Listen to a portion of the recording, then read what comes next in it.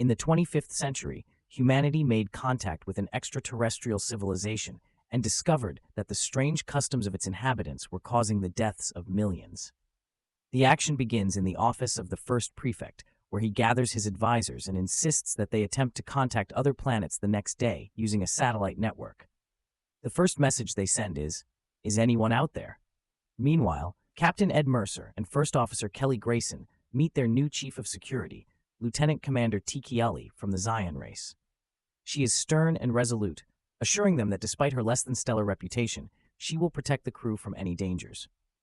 Soon after, on the USS Orville's bridge, Kelly suggests to the second officer, Buru of the Mlan race, that they throw a joint birthday party. Buru is hesitant, but Kelly persuades him by saying that it will mean more guests and entertainment. He asks, "Is this an order?" To which Kelly responds, "No, just a suggestion." Suddenly, Ty interrupts, reporting signals of outdated microwaves from the distant Gamma Velorum system. She clarifies that the signal is not from a spaceship, but from a planet. Excitedly, she records the message, "Is anyone out there?" The crew eagerly prepares for first contact. Helmsman Gordon Malloy engages the quantum drive, and the USS Orville sets course for the unexplored planet.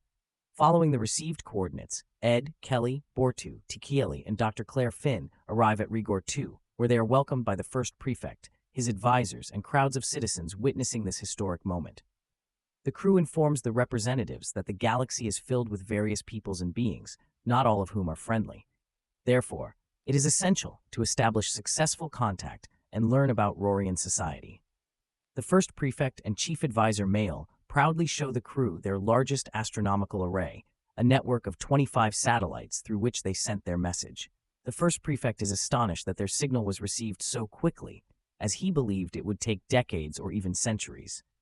Meanwhile, Rorian doctors give Claire and Tiki a tour of the maternity ward, where Tali notices that all of Rorian technology is outdated. However, Claire reminds her that they are observing a young civilization. Concern arises when Claire notices a high rate of premature births among the Rorians. Suddenly, an emergency cesarean section interrupts their tour, adding to the growing mystery. She quickly determines that there is no medical reason for the surgery and questions the Rorian doctor about the urgency of the procedure. The doctor confidently responds that the child was going to be born a Gilk and seems surprised that Claire doesn't understand. He explains that Gilk are known to be violent and destructive, so doctors prevent their birth at all costs through cesarean sections. Later that evening, the crew of the Orville and the Rorians gather for a banquet to celebrate their first contact. The Rorians are astonished to learn that the Orville crew's civilization abandoned the use of currency long ago, as they believe forcing people to labor for material goods is unnatural, creating what seems like a utopia. During the banquet, Tiki impresses everyone by effortlessly bending a chandelier, showcasing the unique abilities of her species. Kelly then mentions that she and Buru share a birthday next week, adding that meeting the Rorians has been the best gift for both of them. Suddenly, the first prefect's demeanor shifts, and in a fit of rage, he orders the arrest of a confused Kelly and Buru. He commands that the rest of the crew be examined, but offers no clear explanation to his perplexed guests. In their prison cell, a Rorian dentist takes tooth samples from Ed, Tiki, and Claire, and it is soon confirmed that none of them are Gilk. The three are brought before the first prefect, who angrily accuses them of endangering the Rorians by bringing Gilk among them. Claire finally realizes that Gilk refers to a zodiac sign, and that astrology governs many aspects of Rorian society. Children born under the Gilk sign are considered dangerous, which is why cesarean sections are performed to prevent their birth. Enraged, the first prefect declares that Kelly and Buru, both born under the Gilk sign, will be sent to a prison camp, while Ed, Tili, and Claire are allowed to return to their ship. "We don't want you here," he declares. Kelly and Buru, now in special suits, are taken to the camp, where the camp leader coldly informs them that this is their new home. Kelly and Buru demand an explanation, convinced there must be some mistake, but their protests fall on deaf ears as the order came directly from the first prefect. In an attempt to escape, they fight the guards, but the guards overpower them and warn of severe consequences for any further disobedience. The camp leader orders them to be taken to the barracks. Meanwhile, Ed, T. Cayley, and Claire return to the Orville and, together with the crew, contact Admiral Perry. He advises against using force to rescue Kelly and Buru during this delicate first contact and urges a diplomatic solution instead. Ed argues that the Rorians are being irrational, holding Kelly and Bortu in a prison camp simply because of their birth date. Claire adds that Rorian doctors are performing unnecessary surgeries to avoid births under certain zodiac signs, but these arguments fail to sway the Admiral. He insists that the Orville crew must respect Rorian laws while on their territory, even though he sympathizes with their desire to free Kelly and Bortu. Unable to authorize any aggressive action so soon after first contact, the Admiral tells the disheartened crew to find another way to resolve the situation and ends the transmission. Officer Isaac, a representative of a non-biological race, takes interest in the specifics of Rorian astrological practices. Claire explains that astrology claims a person's character, behavior, and even future are influenced by the movement of celestial bodies, a belief that seems scientifically baseless. However, Isaac points out that this explains the numerous Rorian satellites orbiting the planet, which are focused solely on observing star positions rather than studying their physical properties. That evening, in the camp, a discouraged Bortu admits to Kelly that he wouldn't mind having a joint birthday party now. He asks if the Orville will come to rescue them, but Kelly confidently states that if Ed cannot negotiate a solution with the Rorians, it's over for them, as she knows force will not be used during a first contact scenario. Bortu recalls that his home planet, Mlan, also has people who believe that fate is dictated by the stars on the day of one's birth. They both conclude that their imprisonment is solely due to being born under the wrong zodiac sign. Meanwhile, in the prison, a fellow inmate attempts to steal food from a pregnant woman named Yukiya. Her husband, Raul, tries to defend her, but the aggressor ignores him. Bortu steps in, using his intimidating presence to force the man to return the food and leave the couple alone. Kelly and Bortu ask Yukiya and Raul if there's any way to escape the camp, but the couple insists it's impossible and that no one has ever attempted it. They explain that the Gilk-Rorians truly believe in their so-called negative traits and think that by staying in the camp, they are protecting society. The stars don't lie, they say. Sometime later, the first prefect delivers a broadcast to his people, announcing that they are entering the constellation of Gilak. He declares that the government has done everything possible to prevent anyone from being born under this sign, but since their system is imperfect, any children born during this period must be handed over to the authorities and sent to the camp. Ed returns to the first prefect, pleading with him to release Kelly and Bortu, but the prefect resolutely refuses. Ed tries to reason, arguing that the position of stars, mere balls of gas and dust, cannot influence a person's character. Yet, the prefect stands firm, refusing to believe in a chaotic universe where nothing matters.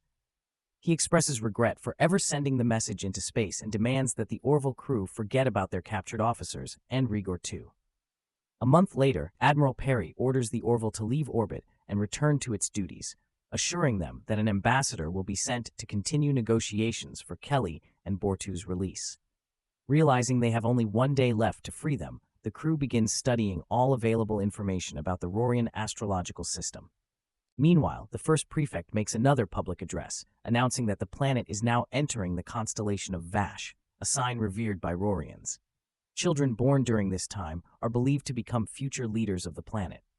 Back in the camp during lunch, Bortu and Kelly notice that Yukiya is going into labor. Kelly suggests calling a doctor, but Yukiya refuses, not wanting the authorities to know about her baby. Taking matters into her own hands, Kelly assists in the birth of a baby girl. On the Orville, Tikili comes up with a plan. She asks Isaac to map out the Gilk constellation and search for any black holes. Her hunch proves correct, potentially giving the crew a way to challenge the Rorian beliefs and save their officers. It turns out that 3,122 years ago, a star in the Gilk constellation collapsed, marking the birth of the Regor II astrological system. The disappearance of a star in the night sky would have been a terrifying omen for a young civilization like the Rorians. Claire proposes an idea. If they can restore the star, it might justify and redeem all those born under the Gilk sign on the planet. Meanwhile, in the camp, Yukiya hides her newborn daughter beneath the floorboards, knowing that as a Vashanda, the authorities will immediately take her away. Raul tries to persuade his wife to give up the child, arguing that she would grow up in comfort and prosperity, but Yukiya refuses to part with her daughter under any circumstances.